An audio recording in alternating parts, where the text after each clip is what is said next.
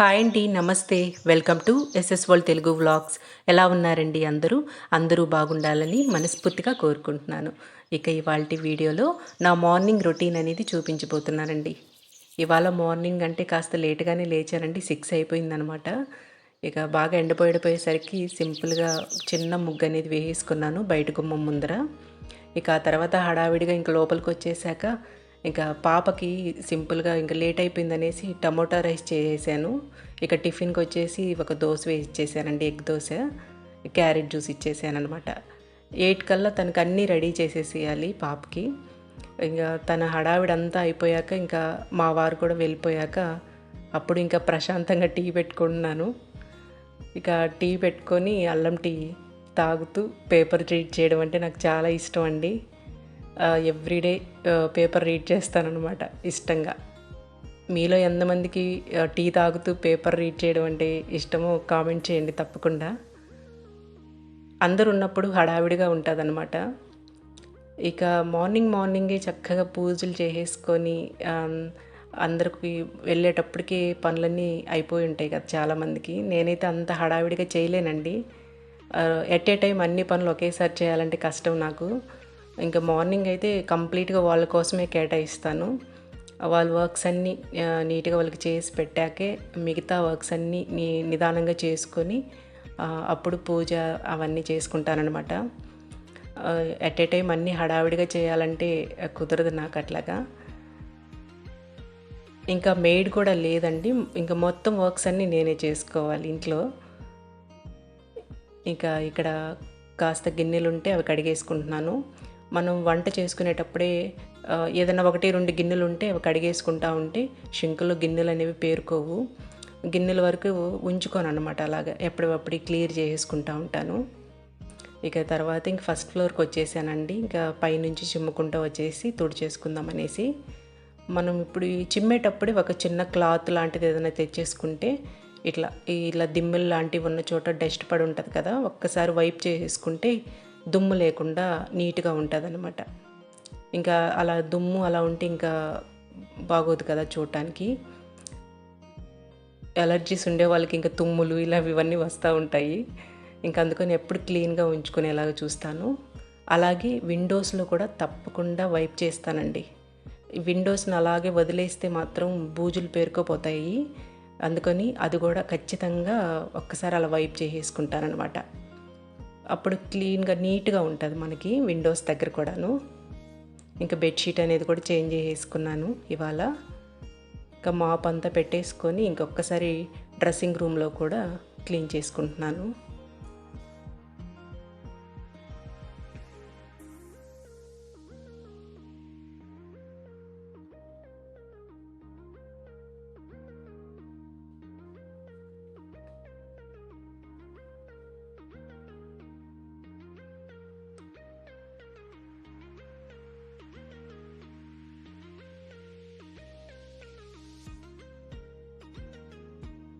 ఇక ఆ తర్వాత పాప బెడ్రూమ్లోకి వచ్చేసానండి. పాప బెడ్రూమ్లో తను నీట్‌గా ఉంచుకుంటుంది. నీట్‌గా పెట్టుకుంటుంది తన రూమ్‌ని. బెడ్షీట్ కూడా మడతేయడం ఇవన్నీను మనం పిల్లలకి ముందు నుంచి చెప్తూ ఉంటే వాళ్ళకి అలవాటైపోద్దండి. చేయకపోతే ఒక 10 డేస్ అలా మనం చెప్తూ కంటిన్యూగా చెప్తే ఖచ్చితంగా వాళ్ళే నేర్చుకుంటారు. సో, తన రూమ్‌ని తను నీట్‌గా ఉంచుకుంటుంది. ఇక్కడ చూశారు కదా! ఈ విండో లాగా వచ్చింది కదా! తనే పెయింట్ చేసిందనమాట బ్యాక్‌గ్రౌండు. ఇక అక్కడ ఇక్కడ పెయింట్ చేసుకోని చూశారు కదా ఫ్రేమ్‌లో, అది కూడా మారుస్తూ ఉంటదనమాట తను. రకరకాలవి చేసి ఐకేలో తెచ్చుకుంది ఆ ఫ్రేమ్‌ని. నీట్‌గా పెట్టుకుంటుందండి తను రూమ్‌ని. ఇక్కడ కూడా ఇంకా మాప్ వేసేసి ఇంకా అతి కష్టమైన పనండి నాకిది. బట్టలు మడత పెట్టడం అంటే. నాకు తెలిసి 90% లేడీస్‌కి ఇది కొంచెం ఇష్టం లేని వర్కే అనుకుంటాను నేను. 10% మెంబర్స్ ఎవరో ఇష్టంగా చేస్తారు అనుకుంటాను. ఎందుకు ఈ వర్క్ నాకు కష్టంగా అనిపిస్తదండి. కష్టమైనా మనకే తప్పదు కదా లేడీస్‌కి. అవి ఒక 2 డేస్ అలా వదిలేసినా సరే మన కోసం ఎదురు చూస్తూ ఉంటాయన్నమాట. ఇంకెప్పటికైనా మనమే చేసుకోవాలి కదా! ఇంక తప్పదు. ఎవరు కబోర్డ్స్‌లో వాళ్ళకి సర్దేశానండి. సర్దేసి పైన హాల్ అనమాట. ఇక్కడ కూడా ఒకసారి డస్ట్ అంతా ఒక్కసారి అలా తుడిచేసుకుంటే నీట్‌గా ఉంటాయి. ఇట్లా డీప్గా ఒక 2 డేస్కి ఒకసారైనా అలా ఫోటో ఫ్రేమ్స్ అలా తుడుచుకుంటే దుమ్ము పట్టకుండా ఉంటాయండి, నీట్గా ఉంటాయి. లేదంటే మొత్తం డస్ట్ వచ్చేస్తాయి. ఇక పైనుంచి అంతా తుడుచుకొచ్చేసాక ఈ డైనింగ్ టేబుల్ మీద కూడా ఇది గ్లాస్ టేబుల్ అవ్వడం వల్ల దుమ్ము బాగా క్లియర్గా కనిపిస్తుంది అనమాట. ఒక్కరోజు వదిలేసినా సరే అసలు ఫుల్గా దుమ్ము పేరుకుపోయి ఉంటుంది. ఖచ్చితంగా టిష్యూతో తుడిచేస్తాను, కాలిన్తో కానీ లేదా నార్మల్ వాటర్తో అయినా సరే, మన న్యూస్ పేపర్తో అయినా సరే చక్కగా అలా రుద్దేస్తే నీట్గా వచ్చేస్తుందండి టేబుల్, గ్లాస్ టేబుల్. ఖచ్చితంగా ఎవ్రీడే తుడవాల్సిందే అది, లేదంటే డస్ట్ కనిపిస్తుంది.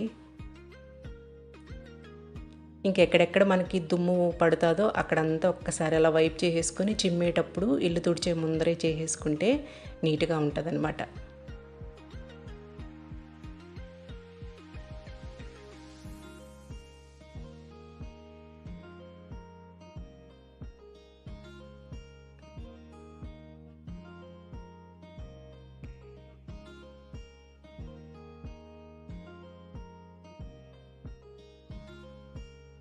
ఇక కింద లివింగ్ రూమ్ అన్నీ ఆ వర్క్స్ అన్నీ అయిపోయాక గిన్నెలు బయట పెట్టేసుకుంటానండి, ఎండ పడుతుంది అక్కడ. కంప్లీట్ చేసుకునే లోపల ఇంకా మా బాబు లేచి వచ్చాడండి. బాబు హాస్టల్ నుండి వచ్చున్నాడనమాట. ఇక వాడు టిఫిన్ కోసం ఎగ్గు కారం దోశ అడిగాడు ఇవాళ. ఎర్ర కారం అయితే రెడీగా ఉంది కానీ ఇంకా పల్లీల చట్నీ లేదనమాట. ఇక కాస్త పల్లీలతో చట్నీ అనేది రెడీ చేస్తూ ఉన్నాను. పల్లీల చట్నీ ఎర్ర కారం రెండు ఉంటే ఇష్టంగా తింటారు పిల్లలు. ఇక ఎర్రకారం అంతకుముందు మన రెసిపీస్లో ఆల్రెడీ పోస్ట్ చేస్తున్నానండి, చాలా బాగుంటుంది. నెల్లూరు వైపు బాగా ఫేమస్ అండి ఎగ్ కారం అనేది. ఏం లేదంటే ఎండుమిరపకాయలు, ఉల్లిపాయలు, వెల్లుల్లిపాయలు, ఇంకా కాస్త ధనియాలు, జీలకర్ర, కావాలంటే ఒక చిన్న టమోటా యాడ్ చేసుకోవచ్చు. ఇంకా చిన్న అల్లం ముక్క కూడా యాడ్ చేస్తాను నేను. ఇంకా కాస్త కళ్ళుప్పు వేసేసి మెత్తగా మిక్సీ పట్టేసుకొని ఈ విధంగా వచ్చేలాగా మిక్సీ పట్టేసుకుంటానమాట. ఇక ఆ తర్వాత పోపు వేసేసుకోండి. ఇంకా అలా వేసేసిన దాన్ని మనం 4 days అయినా సరే స్టోర్ చేసుకొని ఫ్రిడ్జ్లో ఉంచుకోవచ్చు. అందుబాటులో ఉంటే ఎప్పుడు కావాలంటే అప్పుడు ఇలా వేసి ఇచ్చేసేయచ్చు కదా పిల్లలకి అనేసి. అచ్చంగా కారం రాసి నెయ్యితో కాల్చిచ్చినా సరే చాలా టేస్టీగా ఉంటుందండి. ఇక వాడికి, మా బాబుకి ఇష్టమైన దోశ అయితే వేసేసాను పల్లీ చట్నీ కాంబినేషన్తో, అలాగే ఎర్రకారంతో. అదండి ఇవాల్టి వీడియో. నచ్చితే లైక్ చేయండి, సబ్స్క్రైబ్ చేసుకోండి. ఉంటానండి. Thank you.